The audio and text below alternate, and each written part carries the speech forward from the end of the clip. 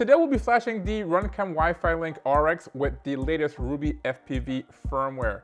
Now this came shipped to me with the RubyFPV 10.0 firmware, and the performance in this leaves a little bit more to be desired. The performance wasn't as great as expected, and I do think that the latest firmware, which is 10.8, should fix that problem. Now the issue here is that at the time of filming, the SD card slot and my two USB-C ports does not work, it does not respond. So updating via a SD card isn't as straightforward.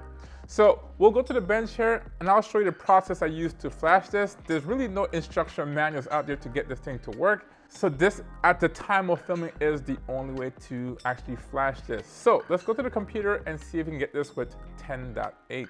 All right guys, so we're here. This is my fourth time doing this, fourth attempt. So this is probably over a period of maybe a week and a half, guys.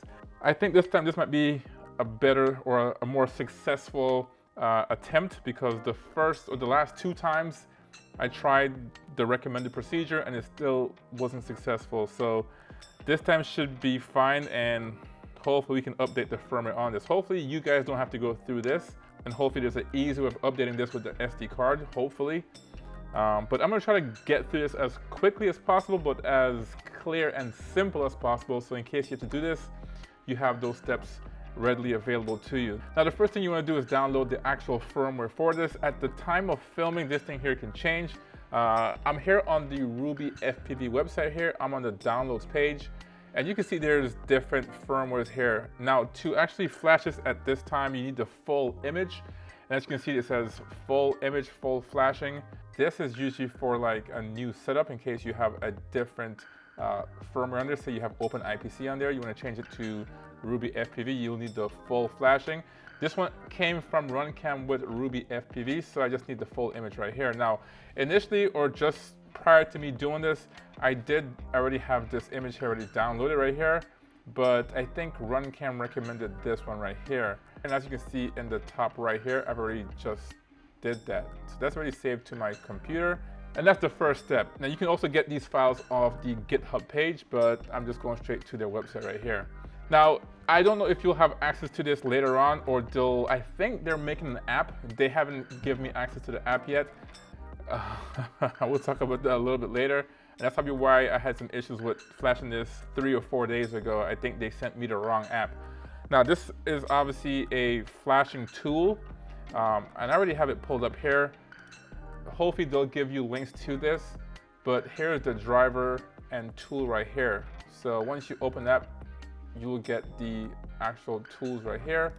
I have it in this folder, and you have a driver that's a separate folder, and the actual tool to actually flash the actual VRX. Hopefully that's clear. If it's not clear, pause the video, replay it again, or slow this video down. So the first thing I'm gonna do is just download or install the driver. Now for me, since I had a previous version of this tool and driver, they told me to uninstall it and then install. So I'm gonna do the same thing here with you guys.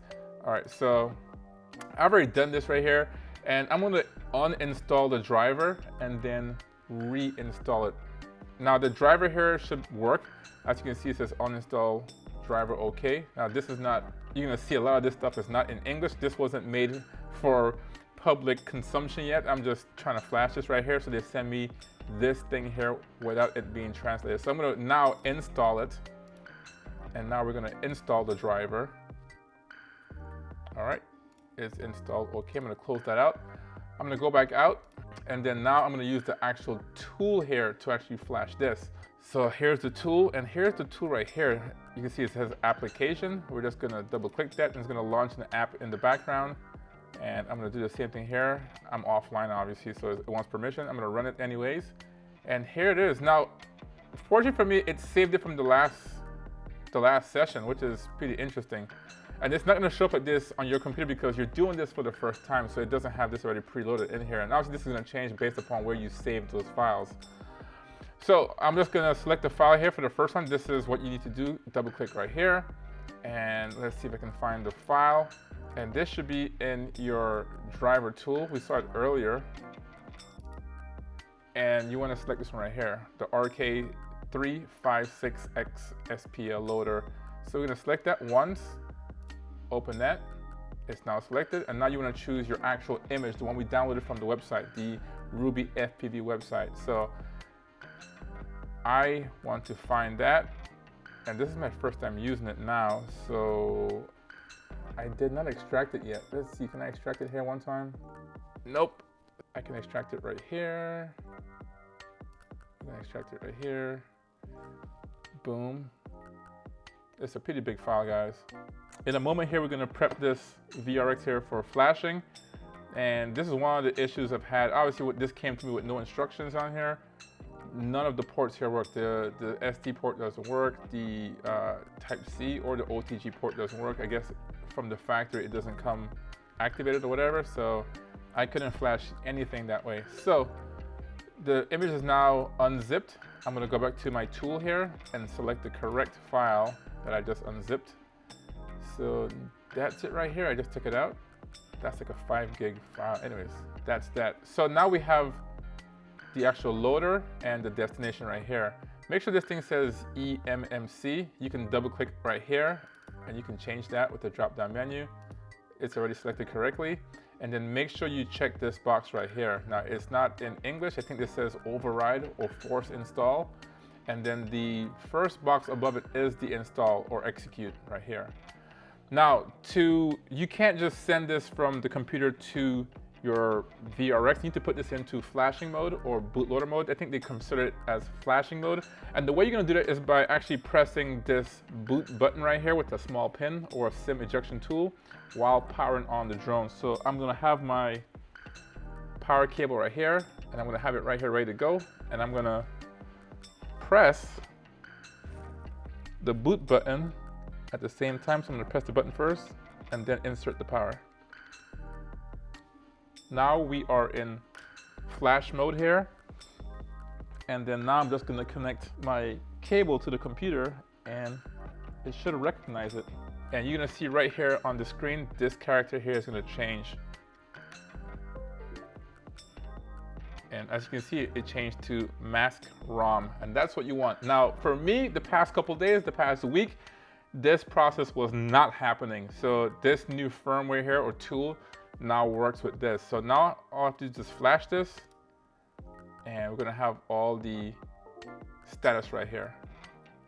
All right, so that looks pretty good. Put this down right here. Well, it doesn't. As you can see, it's actually updating right here, 6%.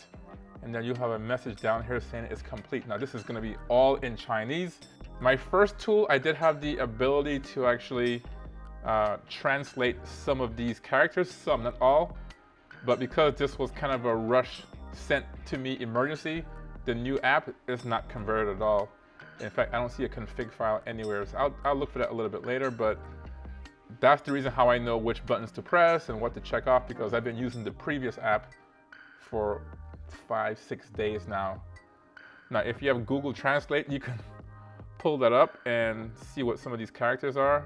Do I really care at this point? I don't know. All right, we're gonna, hopefully this thing flashes successfully. I think it will. I don't see why it shouldn't. And then we're gonna power it up and take a look and see if this thing updates to 10.8, which is the latest Ruby firmware at the time of filming. Wow. Guys, this took me so long. This is crazy. Like, this is like the behind the scenes of being an FPV reviewer. It's just like all this work.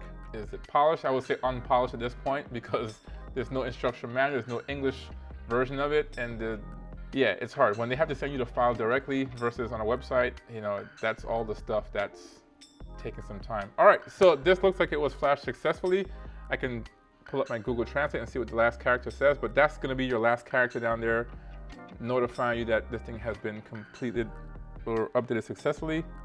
And it says download completed. So that's what my Google Translate says. I'm just gonna power this down. And what we're gonna do here, we're gonna connect my HDMI cable to see how this thing looks on power up. All right, let's see if this thing actually works. Let's power it up now and see if we have a boot. And it's back in normal mode here. Now this process here might take a while, longer than normal, only because this is the first time it's doing an initialization since the firmware update, but it looks, yeah, as it says it right here, doing first time ever initialization on rack stuff.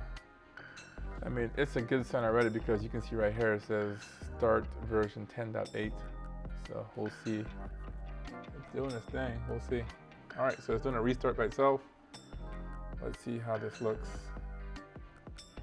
All right, this looks like the normal startup here. All right, there you go. RubyFPV loading content.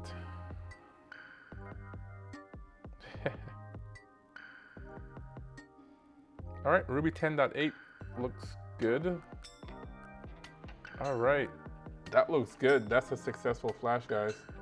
That looks like a successful flash, and this was better than what I experienced just a few seconds ago. That's how you successfully update your VRX. This is my first time doing it with you guys.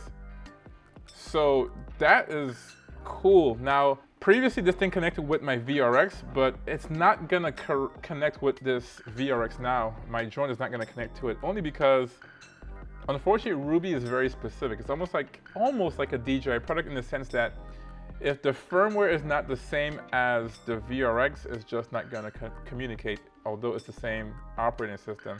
So I'll have to update the VTX so that it works, but just for kicks and giggles, let's power this drone up. Hopefully I have enough voltage on it and see if it finds it. I don't know if it will.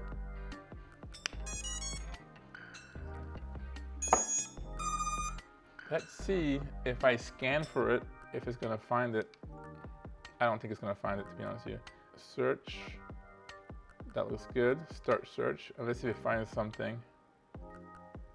Previously, I had this VTX on Ruby 10.0. This is 10.8, so they should not connect, but let's see if it does anyways. Shoot, it found it. Connect for control. You see it says version 10.0, so I'm gonna connect and see if it can update it over the air. Connect for control.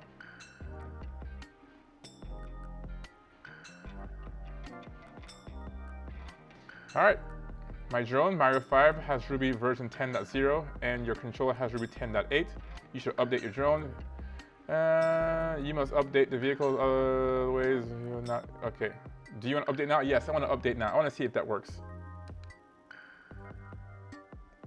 And it's doing an over-the-air update, so that's pretty cool. There are some cool features of RubyFPV, and this is technically one of it right here. So it's doing it over the air, and it's going pretty fast. That's pretty cool. I can't lie about that. That looks pretty cool. We'll see. It should be rebooting. Your drone was updated. It will reboot now. Okay.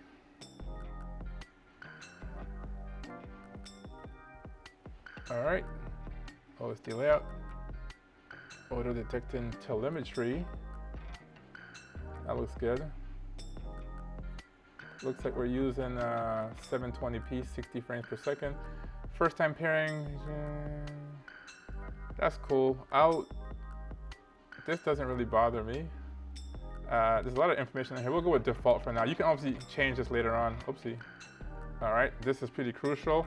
But this can be changed based upon the environment. I recommend you do this as well once you get to the field, because the honest truth, I'm not gonna fly this drone indoors. So this stuff right here isn't really gonna matter, but I have all this information right here. All this stuff is irrelevant, like this home distance. I need the actual information for the quality, link quality, the actual resolution. And you can easily get that by using the jog wheel here and going to the right. And that should give you the different OSD screens. All right, we're good. Let's go quickly and see the different OSD pages. That's pretty basic. All right, so I will have to go and change my screen. And you can do it in the menu, obviously. It looks good so far. What I want to see is my power settings here. Radio links. That looks good. Radio links, and it's at 15 milliwatts. And you can change the power to whatever the heck you want. All right, when I get outside, I'll turn this puppy up and see how it goes. The video is the crucial part. H.264. I think I want H.265, but it is what it is. High quality, what's the difference? I want low latency, guys. I don't want this thing stuttering. Packet size, this is all different than the Ruby 10.0 that I had earlier. So this looks amazing. I don't know if I want H.264. I think that's usually a more processor intensive protocol or codec. I think H.265 is more efficient, although a lot of computers hate that for editing. No USB memory stick available, so I can't save this to the memory stick. All right, guys, this is good for now. I'm gonna go ahead and fly this puppy here, take it for another spin and see if I get better performance than earlier, because earlier, I didn't like it. All right, guys, that's how you actually update the firmware on your RunCam VRX, at least for the RubyFPV system. If you're gonna do the OpenIPC firmware, it's a little bit different. You can actually use the SD cards. But for now, this is how it ships with RubyFPV. So I wanted to get the latest version of that on this. So yeah, if you got any help from this, hit that like button. It does support the channel. It does take a long time to get these videos out. As you can see, almost 2 weeks communication back and forth. So yeah, if you got any information or help or entertainment from my torture, hit that like button. It does help the channel, guys. So thanks for watching, and I'll see you in the next one. Peace.